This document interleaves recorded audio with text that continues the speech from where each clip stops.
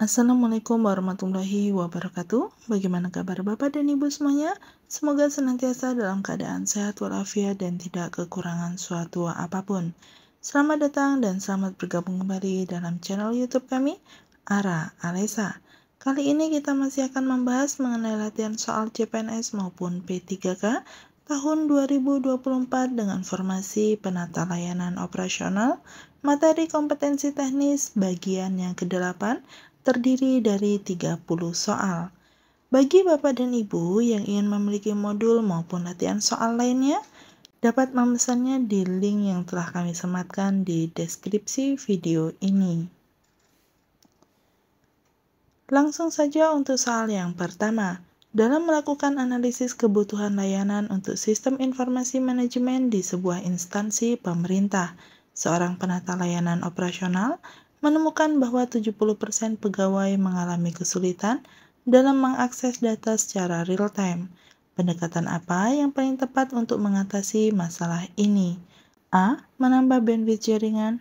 B. Mengimplementasikan sistem cloud computing. C. Melakukan pelatihan penggunaan sistem bagi pegawai. D. Mengganti seluruh perangkat keras komputer. E. Mengembangkan aplikasi mobile untuk akses data. Jawaban yang tepat adalah B. Implementasi sistem cloud computing adalah solusi paling efektif untuk mengatasi masalah akses data real-time. Cloud computing memungkinkan penyimpanan dan akses data secara terpusat, meningkatkan kecepatan akses, dan memungkinkan skalabilitas yang lebih baik dibandingkan solusi lainnya. Berikutnya soal nomor 2. Penata layanan operasional di Kementerian X ditugaskan untuk menyusun rencana kerja operasional terkait implementasi sistem manajemen dokumen elektronik. Aspek kritis apa yang tidak dipertimbangkan dalam penyusunan rencana tersebut? A. Analisis risiko keamanan data. B. Pelatihan staf untuk penggunaan sistem baru. C. Integrasi dengan sistem yang sudah ada. D. Anggaran pengadaan perangkat keras.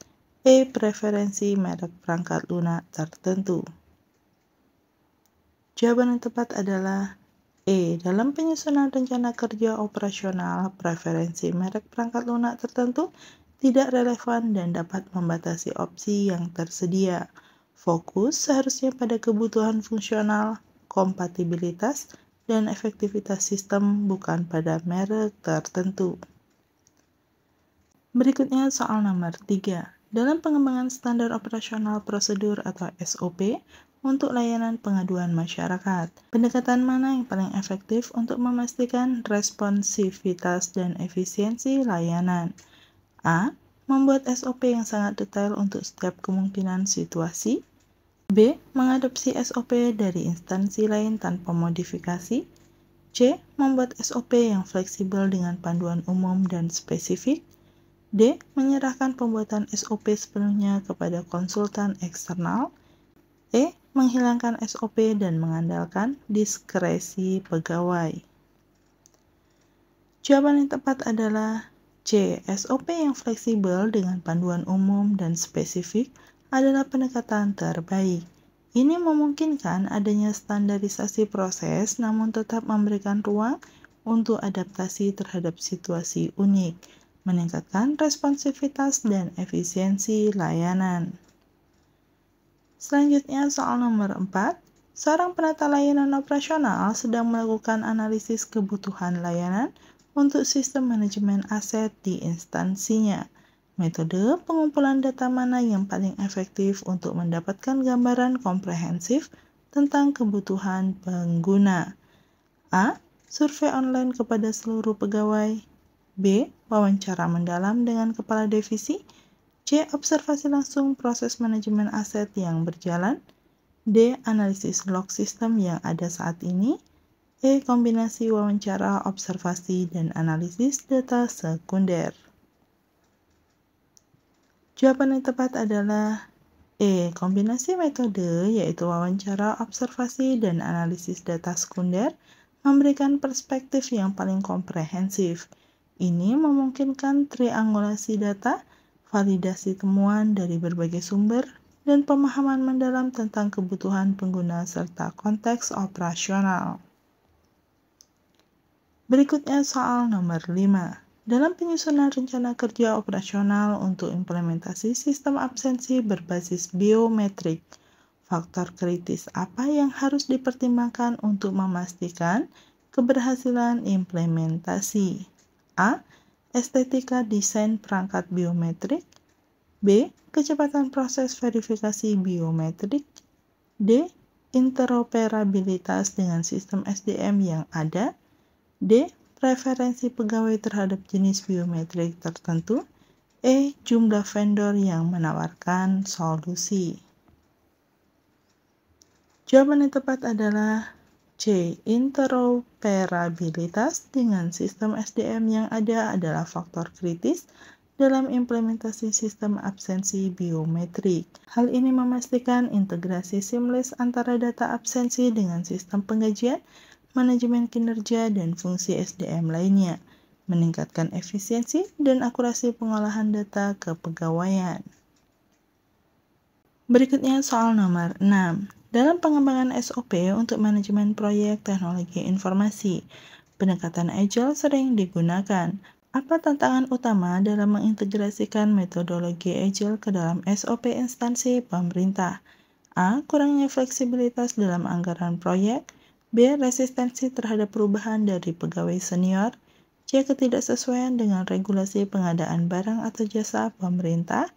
D. Kesulitan dalam mendefinisikan deliverables proyek secara jelas.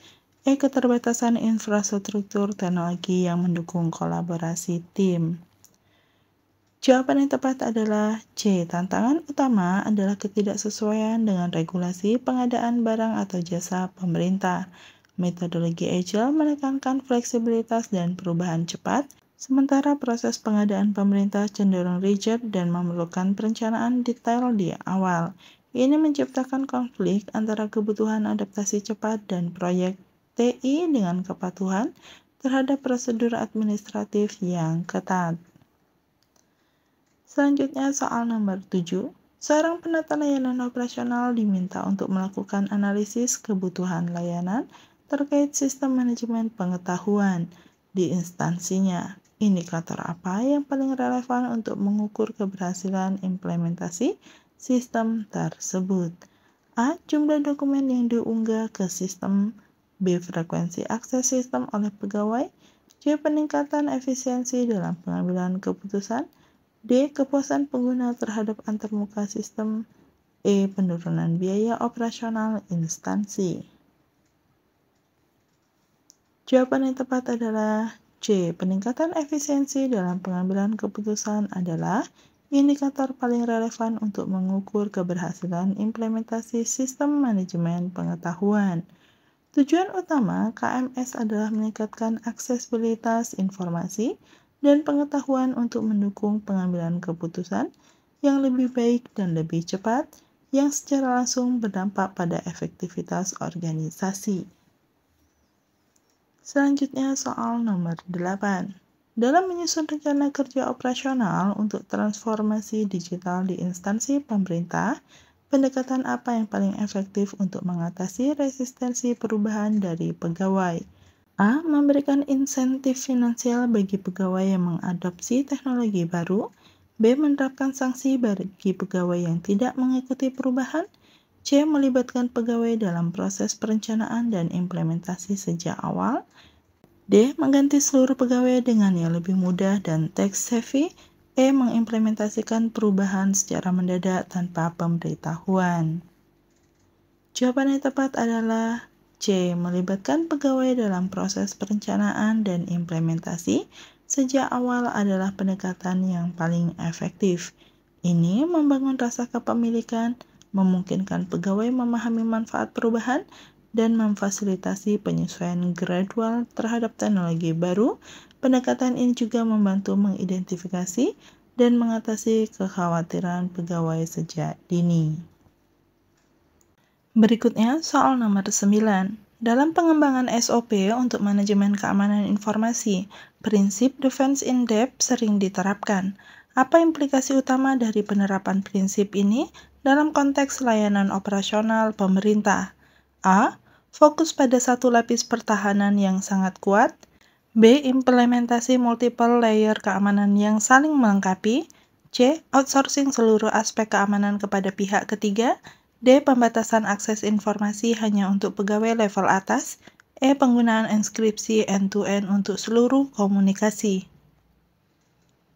Jawaban yang tepat adalah B. Prinsip defense in depth menekankan pada implementasi multiple layer keamanan yang saling melengkapi. Dalam konteks layanan operasional pemerintah, ini berarti menerapkan berbagai mekanisme keamanan seperti firewall, sistem deteksi intrusi, kontrol akses, enkripsi, dan pelatihan kesadaran keamanan bagi pegawai. Pendekatan berlapis ini meningkatkan ketahanan sistem terhadap berbagai jenis ancaman keamanan. Berikutnya soal nomor 10. Seorang penata layanan operasional sedang melakukan analisis kebutuhan layanan untuk sistem manajemen kinerja pegawai. Pendekatan apa yang paling efektif untuk mengintegrasikan aspek kuantitatif dan kualitatif dalam penilaian kinerja? A. Fokus hanya pada metrik kuantitatif untuk objektivitas. B. Mengandalkan sepenuhnya pada penilaian subjektif atasan langsung. C. Menggunakan sistem poin yang kompleks untuk semua aspek kinerja. D. Mengombinasikan KPI terukur dengan penilaian kompetensi perilaku. E. Menghilangkan penilaian formal dan mengandalkan feedback informal. Jawaban yang tepat adalah D. Mengombinasikan Key Performance Indicator atau KPI terukur dengan penilaian kompetensi perilaku adalah pendekatan paling efektif. Ini memungkinkan evaluasi objektif terhadap pencapaian target kuantitatif, sekaligus mempertimbangkan aspek-aspek kualitatif seperti kerjasama tim, inovasi, dan kepemimpinan yang sulit diukur secara numerik namun kritis bagi kinerja organisasi.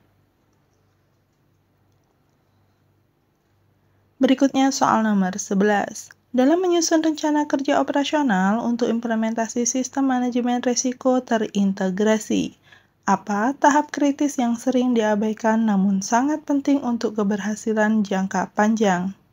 A. Pengadaan software manajemen risiko terkini. B. Pelatihan intensif bagi tim manajemen puncak. C. Pengembangan budaya sadar risiko di seluruh organisasi. D. Penunjukan Chief Risk Officer. E. Pembuatan dashboard risiko real time.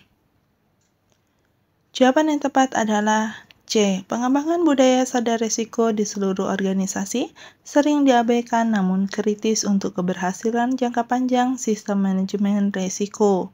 Ini melibatkan perubahan mindset, perilaku, dan proses pengambilan keputusan di semua level organisasi. Tanpa budaya yang mendukung, sistem dan tools manajemen risiko yang canggih sekalipun tidak akan efektif dalam jangka panjang. Berikutnya soal nomor 12. Seorang penata layanan operasional ditugaskan untuk mengembangkan SOP penanganan insiden keamanan cyber. Dalam konteks ini, apa yang dimaksud dengan golden hour dan mengapa konsep ini penting? A. Waktu maksimal 1 jam untuk merespon setiap keluhan pengguna. B. Periode kritis segera setelah deteksi insiden untuk mitigasi efektif. C. Jadwal backup otomatis setiap jam untuk data kritis. D. Waktu harian ketika trafik jaringan paling rendah. E. Durasi maksimal untuk pemulihan sistem setelah bencana. Jawaban yang tepat adalah B. Golden hour dalam konteks keamanan cyber merujuk pada periode kritis segera setelah deteksi insiden untuk mitigasi efektif. Konsep ini penting karena tindakan yang diambil dalam periode awal ini dapat secara signifikan membatasi dampak dan penyebaran insiden. Respon cepat dan terkoordinasi dalam golden hour ini krusial untuk minimalisasi kerugian dan pemulihan cepat. Berikutnya soal nomor 13. Dalam melakukan analisis kebutuhan layanan untuk sistem manajemen dokumen elektronik, pendekatan user journey mapping sering digunakan. Apa manfaat utama dari pendekatan ini dibandingkan dengan metode tradisional pengumpulan kebutuhan? A. Meminimalkan biaya pengembangan sistem. B. Mempercepat proses implementasi. C. Mengidentifikasi pain point untuk peluang peningkatan dari perspektif pengguna. D. Memastikan kepatuhan terhadap regulasi pemerintah. E. Mengurangi kebutuhan pelatihan pengguna. Jawaban yang tepat adalah C. Manfaat utama user journey mapping adalah kemampuannya untuk mengidentifikasi pain point dan peluang peningkatan dari perspektif pengguna. Metode ini memvisualisasikan pengalaman pengguna secara end-to-end, memungkinkan pemahaman mendalam tentang kebutuhan, ekspektasi, dan frustasi pengguna dalam interaksi mereka dengan sistem. Ini membantu dalam merancang solusi yang benar-benar berpusat pada pengguna. Berikutnya soal nomor 14. Dalam pengembangan SOP untuk manajemen perubahan atau change management di lingkungan pemerintahan, apa faktor kunci yang harus dipertimbangkan untuk memastikan keseimbangan antara inovasi dan stabilitas layanan? A. Implementasi sistem reward berbasis inovasi. B. Pembentukan tim khusus untuk mengevaluasi setiap usulan perubahan. C. Penerapan moratorium perubahan selama periode tertentu. D. Adopsi framework ITIL untuk manajemen layanan TI. E. Penggunaan pendekatan fail fast, learn fast untuk semua inisiatif. Jawaban yang tepat adalah B. Pembentukan tim khusus untuk mengevaluasi setiap usulan perubahan adalah faktor kunci dalam menyeimbangkan inovasi dan stabilitas layanan. Tim ini dapat menilai dampak potensial dari perubahan, memastikan bahwa inovasi sejalan dengan tujuan organisasi, dan meminimalkan risiko terhadap stabilitas operasional. Pendekatan ini memungkinkan evaluasi sistematis dan objektif terhadap setiap usulan, memfasilitasi inovasi yang terukur sambil mempertahankan keandalan layanan. Selanjutnya soal nomor 15. Seorang penata layanan operasional diminta untuk mengembangkan rencana kerja operasional terkait implementasi sistem Business Intelligence BI di instansinya. Dalam konteks ini, apa yang dimaksud dengan data governance dan mengapa ini penting? A. Proses backup dan recovery data secara reguler. B. Kebijakan dan prosedur untuk memastikan kualitas, konsistensi, dan keamanan data. C. Penggunaan artificial intelligence untuk analisis data. D. Outsourcing manajemen data ke pihak ketiga. E. Pembatasan akses data hanya untuk level eksklusif. Jawaban yang tepat adalah B. Data governance merujuk pada kebijakan dan prosedur untuk memastikan kualitas, konsistensi, dan keamanan data dalam organisasi. Ini penting dalam implementasi sistem BI karena kualitas output BI sangat bergantung pada kualitas data input. Data governance memastikan bahwa data yang digunakan akurat, konsisten, dan aman, sehingga pengambilan keputusan berdasarkan analisis BI dapat diandalkan. Selain itu, dalam konteks pemerintahan, data governance juga krusial untuk memastikan kepatuhan terhadap regulasi privasi dan keamanan informasi.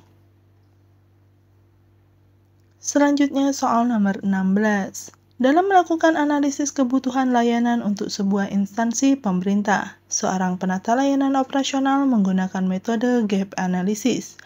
Apa yang menjadi fokus utama dari metode ini?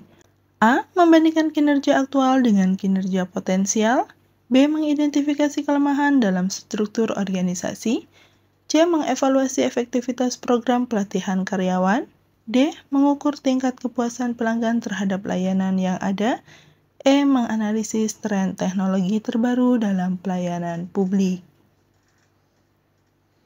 Jawaban yang tepat adalah A. Gap analysis atau analisis kesenjangan adalah metode yang digunakan untuk membandingkan kinerja aktual dengan kinerja potensial atau yang diharapkan. Dalam konteks analisis kebutuhan layanan, metode ini membantu mengidentifikasi kesenjangan antara layanan yang saat ini disediakan dengan layanan yang seharusnya atau yang dibutuhkan oleh pengguna, sehingga dapat dilakukan perbaikan dan pengembangan layanan yang tepat sasaran. Berikutnya soal nomor 17. Dalam melakukan analisis kebutuhan layanan, seorang penata layanan operasional menemukan bahwa terdapat ketidaksesuaian antara ekspektasi masyarakat dan kapasitas instansi.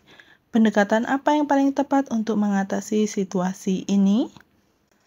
A. Meningkatkan anggaran operasional secara signifikan. B. Membatasi akses layanan untuk mengurangi beban kerja. C. Melakukan prioritisasi layanan berdasarkan analisis dampak dan urgensi. D. Mengalihkan sebagian besar layanan ke platform digital.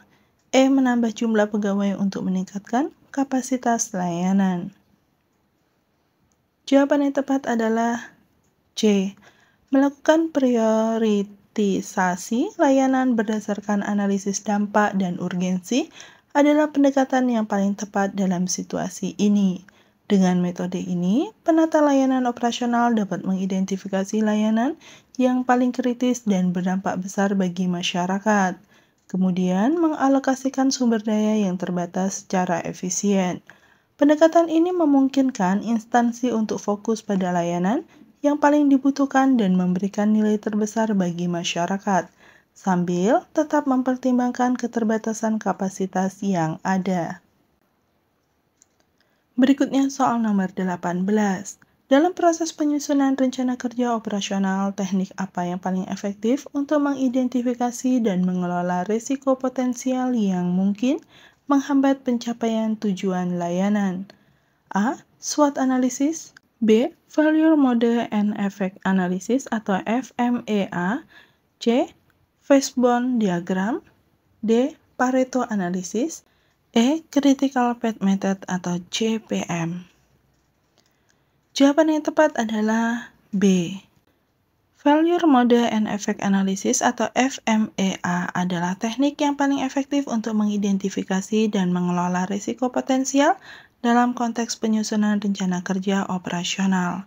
FMEA memungkinkan tim untuk secara sistematis mengidentifikasi potensi kegagalan dalam proses atau sistem, menilai dampak dan kemungkinan terjadinya kegagalan tersebut, serta merencanakan tindakan pencegahan atau mitigasi. Teknik ini sangat berguna dalam konteks layanan operasional karena membantu mengantisipasi masalah sebelum terjadi dan meningkatkan keandalan sistem layanan. Selanjutnya soal nomor 19. Seorang penata layanan operasional sedang mengembangkan SOP untuk layanan pengaduan masyarakat. Dalam proses ini, ia mempertimbangkan untuk mengintegrasikan prinsip-prinsip Lean Management. Apa fokus utama dari penerapan Lean Management dalam konteks ini?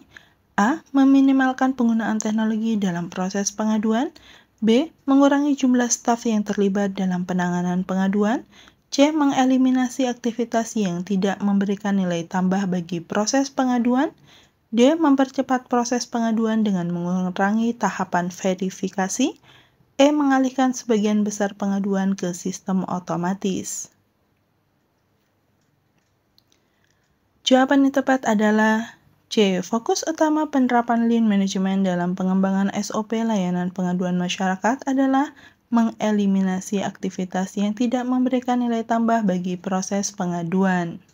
Prinsip ini bertujuan untuk mengoptimalkan proses dengan menghilangkan langkah-langkah yang tidak perlu, mengurangi waktu tunggu, dan meningkatkan efisiensi keseluruhan proses. Dengan demikian, layanan pengaduan menjadi lebih responsif dan efektif tanpa mengorbankan kualitas atau akurasi penanganan pengaduan. Selanjutnya soal nomor 20. Dalam melakukan analisis kebutuhan layanan, seorang penata layanan operasional menggunakan metode Quality Function Deployment atau QFD. Apa manfaat utama penggunaan metode ini dalam konteks perencanaan layanan operasional? A. Meminimalkan biaya operasional layanan. B. Menerjemahkan kebutuhan pengguna ke dalam spesifikasi teknis layanan. C. Mengotomatisasi proses layanan secara keseluruhan. D. Meningkatkan kecepatan implementasi layanan baru. E. Mengurangi ketergantungan pada sumber daya manusia. Jawaban yang tepat adalah B. Manfaat utama penggunaan Quality Function Deployment atau QFD dalam analisis kebutuhan layanan adalah kemampuannya untuk menerjemahkan kebutuhan pengguna ke dalam spesifikasi teknis layanan. QFD memungkinkan penata layanan operasional untuk mengidentifikasi dan memprioritaskan kebutuhan pengguna, kemudian mengkonversinya menjadi karakteristik teknis yang dapat diimplementasikan dalam desain dan pengembangan layanan. Metode ini memastikan bahwa layanan yang dikembangkan benar-benar sesuai dengan kebutuhan dan ekspektasi pengguna, meningkatkan kepuasan dan efektivitas layanan. Berikutnya soal nomor 21. Dalam menyusun rencana kerja operasional untuk implementasi sistem layanan terpadu, seorang penata layanan operasional menghadapi kendala keterbatasan sumber daya. Pendekatan apa yang paling tepat untuk mengatasi situasi ini? A. Mengajukan penambahan anggaran secara signifikan. B. Menunda implementasi sistem hingga sumber daya mencukupi. C. Mengadopsi pendekatan agile dengan implementasi bertahap. D. Mengoutsource seluruh proyek ke pihak ketiga. E. Mengurangi skala proyek secara drastis. Jawaban yang tepat adalah C. Mengadopsi pendekatan agile dengan implementasi bertahap adalah solusi yang paling tepat dalam menghadapi keterbatasan sumber daya. Pendekatan ini memungkinkan penata layanan operasional untuk memecah proyek besar menjadi tahapan-tahapan yang lebih kecil dan dapat dikelola, yang disebut dengan sprint. Setiap sprint fokus pada pengembangan dan implementasi fitur atau layanan tertentu yang memberikan nilai tambah. Dengan cara ini, implementasi dapat dimulai dengan sumber daya yang ada, sementara hasil dari setiap tahap dapat segera dimanfaatkan dan dievaluasi. Pendekatan ini juga memungkinkan fleksibilitas untuk menyesuaikan rencana berdasarkan feedback dan perubahan kebutuhan. Berikutnya soal nomor 22. Dalam pengembangan SOP untuk layanan keuangan di instansi pemerintah, aspek apa yang harus menjadi prioritas utama untuk memastikan integritas dan akuntabilitas proses? A. Kecepatan transaksi. B. Kemudahan penggunaan sistem. C. Sistem kontrol dan verifikasi berlapis. D. Minimalisasi penggunaan dokumen fisik. E. Integrasi dengan media sosial untuk transparansi. Jawaban yang tepat adalah C. Dalam mengembangkan SOP untuk layanan keuangan di instansi pemerintah, sistem kontrol dan verifikasi berlapis harus menjadi prioritas utama. Hal ini penting untuk memastikan integritas dan akuntabilitas proses keuangan. Sistem kontrol berlapis melibatkan beberapa tingkat pemeriksaan dan otorisasi untuk setiap transaksi atau keputusan keuangan yang dapat mencegah kesalahan, penipuan, atau penyalahgunaan dana. Pendekatan ini juga mendukung prinsip-prinsip tata kelola yang baik, yaitu good governance dalam pengelolaan keuangan publik, meningkatkan kepercayaan masyarakat terhadap instansi pemerintah. Berikutnya soal nomor 23. Seorang penata layanan operasional diminta untuk menganalisis efektivitas layanan yang ada menggunakan pendekatan service blueprint. Apa komponen yang kunci yang membedakan service blueprint dari metode pemetaan proses lainnya? A.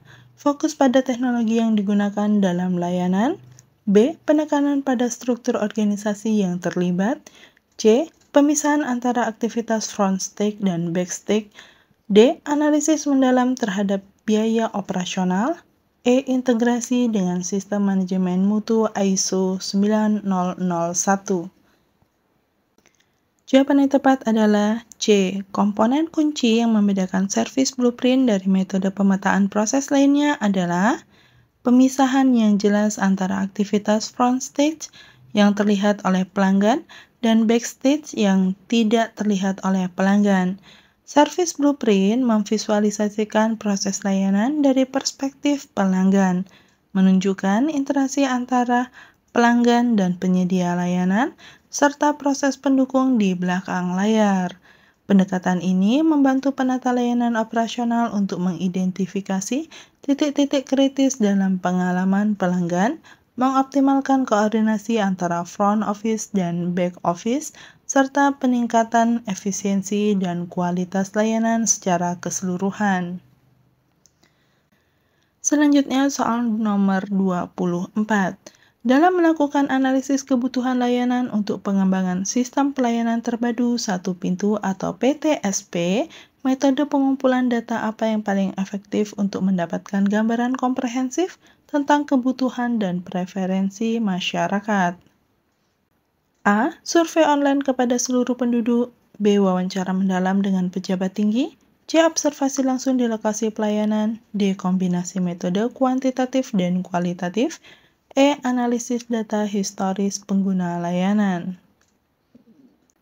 Jawaban yang tepat adalah D. Kombinasi metode kuantitatif dan kualitatif adalah pendekatan yang paling efektif untuk mendapatkan gambaran komprehensif tentang kebutuhan dan preferensi masyarakat dalam pengembangan PTSP. Metode ini menggabungkan kekuatan dari data kuantitatif, misalnya melalui survei skala besar yang memberikan tren dan pola umum, dengan wawasan mendalam dari data kualitatif seperti wawancara dan observasi yang dapat mengungkap nuansa dan konteks dari kebutuhan masyarakat. Pendekatan ini memungkinkan penata layanan operasional untuk memahami tidak hanya apa yang dibutuhkan, tetapi juga mengapa dan bagaimana kebutuhan tersebut dapat dipenuhi secara efektif. Selanjutnya soal nomor 25.